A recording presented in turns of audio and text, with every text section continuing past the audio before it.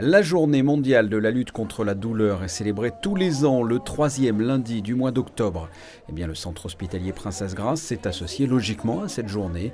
Le ministre des Affaires sociales et de la Santé s'est rendu à l'hôpital ce lundi pour découvrir les différents stands mis en place pour l'occasion. En fait, on a voulu mettre en évidence toutes les techniques utilisées au CHPG pour lutter contre la douleur, que ce soit pour tous les types de patients, les enfants, les personnes âgées, les douleurs chroniques, les douleurs aiguës.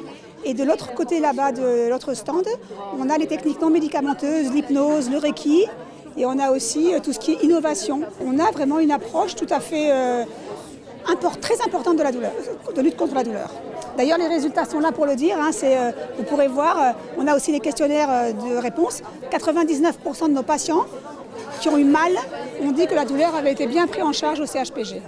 Parmi les différents stands, il y en a un qui attire particulièrement l'attention, tant le sujet est sensible pour tout parent, la douleur chez l'enfant.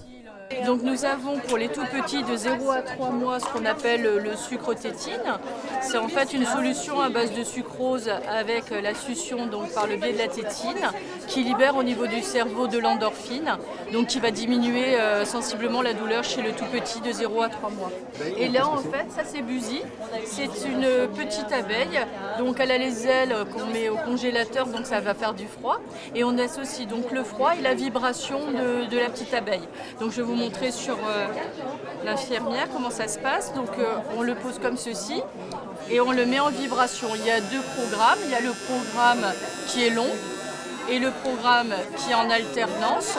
Ensuite on va faire l'injection ou le prélèvement juste en dessous parce que ça va en fait comme flouter un petit peu les sensations et l'enfant aura beaucoup moins mal. Selon l'OMS, l'Organisation mondiale de la santé, le traitement de la douleur et les soins palliatifs doivent faire partie intégrante du droit à jouir d'une bonne santé.